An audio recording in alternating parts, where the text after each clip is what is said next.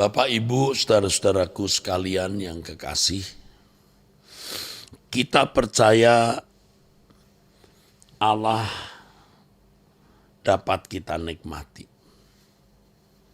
Allah dapat kita nikmati. Menikmati Allah bukan hanya berarti kita menikmati pribadinya. Itu sudah pasti harus demikian. Tapi kita juga menikmati apa yang Dia ciptakan.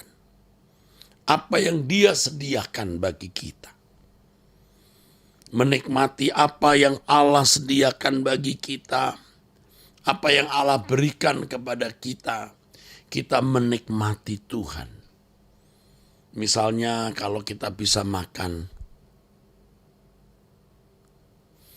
kita menikmati makanan itu di dalam hadirat Allah. Dengan kesadaran bahwa kita bisa makan karena kemurahannya, karena kebaikannya, karena pemberiannya. Kita makan dengan ucapan syukur. Di situ kita menikmati Tuhan, saudaraku. Jadi dengan satu kesadaran bahwa makanan yang Allah berikan itu, saudaraku, sesuatu yang Allah mau kita nikmati. Jadi kita makan dengan satu penghayatan bahwa makanan kita itu Allah yang memberikan. Karena kebaikannya, karena kemurahannya. Sehingga kita makan dengan ucapan syukur, makan dengan hati mengasihi dan menghormati Allah yang memberikan makanan itu. Kita menikmati Tuhan.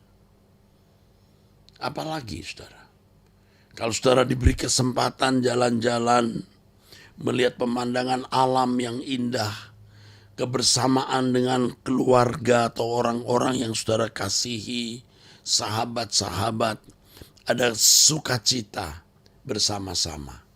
Kita menyadari kita dapat pergi ke tempat wisata.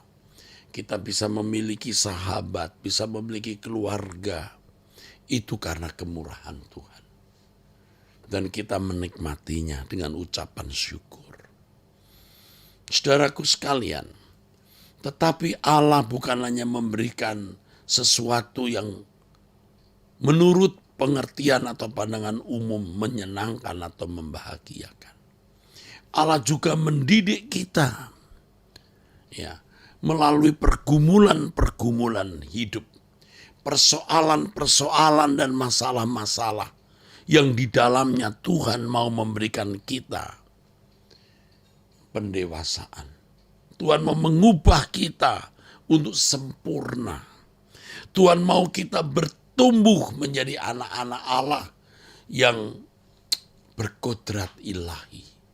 Jadi proses itu membuat kita mengalami pembaharuan sampai kita mencapai kehidupan yang berkodrat ilahi. Tidak ada jalan lain, harus berlatih, dan belajar. Saudara mungkin pernah melihat atau saudara sendiri yang melakukan. Waktu kita sekolah, karena kita mau pintar, kita mau bisa menjawab semua pertanyaan-pertanyaan, misalnya soal matematik, kalau zaman saya adalah aljabar atau ilmu ukur. Jadi kita yang minta PR kepada Pak Guru kita, kepada guru kita. Bu, kasih PR ya. Pak, kasih PR ya. Kita mau belajar, mau menguji diri, memiliki banyak soal. Ya zaman saya masih remaja dulu atau masih kanak-kanak belum ada bank soal. Seperti hari ini ada buku-buku yang memuat bank soal. Jadi soal itu hanya bisa kita peroleh dari guru-guru kita. Nah kalau kita sungguh-sungguh mau belajar makin cakap, kita akan berkata kepada guru kita, beri soal ya Pak. Saya masih ingat dulu waktu masih remaja, masih kanak-kanak. Saya punya tetangga, saudara, itu dari sekolah lain. Ya, saya dari sekolah Protestan, dia dari sekolah Katolik. Kita sering adu kepintaran. Kita beri masing-masing memberi soal, lalu kita menyelesaikan soal itu. Ya.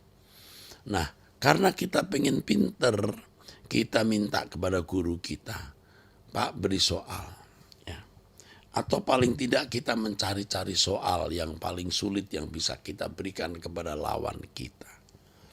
Jadi ada murid-murid yang benar-benar serius belajar, dia berkata, Pak beri soal.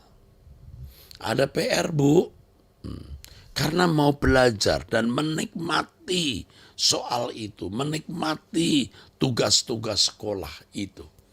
Demikian pula kalau kita sadar bahwa persoalan dan masalah-masalah hidup itu mendewasakan kita. Kita menikmati, saudaraku, dalam keadaan yang memang tidak senang, ya bisa membuat kita tidak senang. Dalam keadaan yang sulit, kita tetap mengucap syukur bahwa di balik ini ada proses penyempurnaan. Itulah sebabnya firman Tuhan mengatakan, ucapkanlah syukur dalam segala hal. Jadi bukan hanya waktu kita makan enak, bukan hanya pergi ke tempat wisata, tetapi dalam keadaan yang menurut pandangan umum itu tidak menyenangkan, dan memang kita juga bisa merasa tidak senang. Kita bisa mengucap syukur dan akhirnya kita bisa menghalau kekecewaan, menghalau ketidaksenangan, dan menikmati sukacita Tuhan. Karena kita tahu bahwa di balik semua persoalan tersebut, Allah mau mendewasakan kita. Jadi saudaraku sekalian, kita bisa menikmati Tuhan. Saat kita berdoa seperti sekarang ini, kita menyembah Tuhan, kita menikmati Dia. Menikmati kehadirannya. Tapi Tuhan juga hadir di dalam berkat-berkatnya. Berkat-berkat yang Tuhan berikan. Kita bisa tidur di atas kasur yang empuk, merebahkan diri di atas sofa yang empuk, kita berkata terima kasih Tuhan. Kita bisa mendiami sebuah rumah atau tempat, kita bersyukur untuk itu.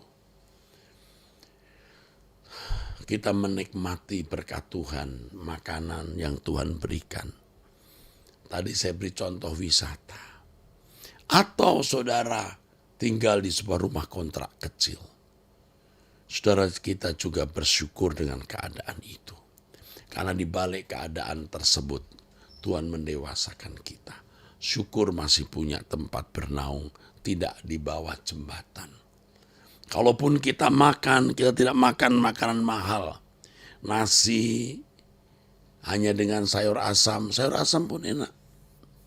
Nasi hanya dengan ikan asin dan sambal terasi. Oh, puji Tuhan.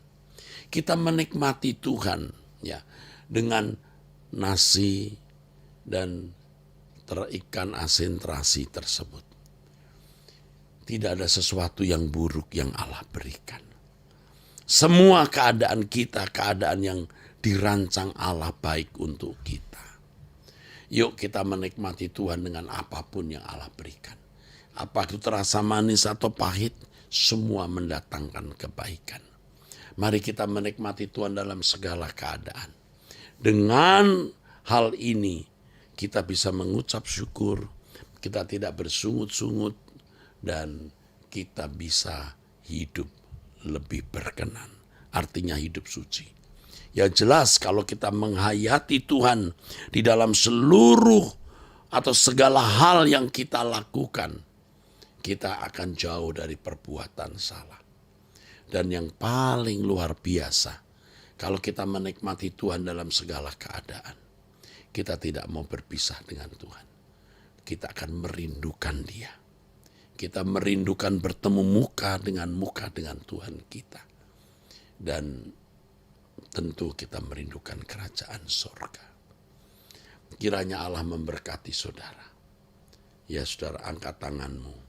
Diberkatilah saudara dengan berkat dari Bapa di surga, Elohim Yahweh, di dalam nama Tuhan Yesus Kristus. Amin.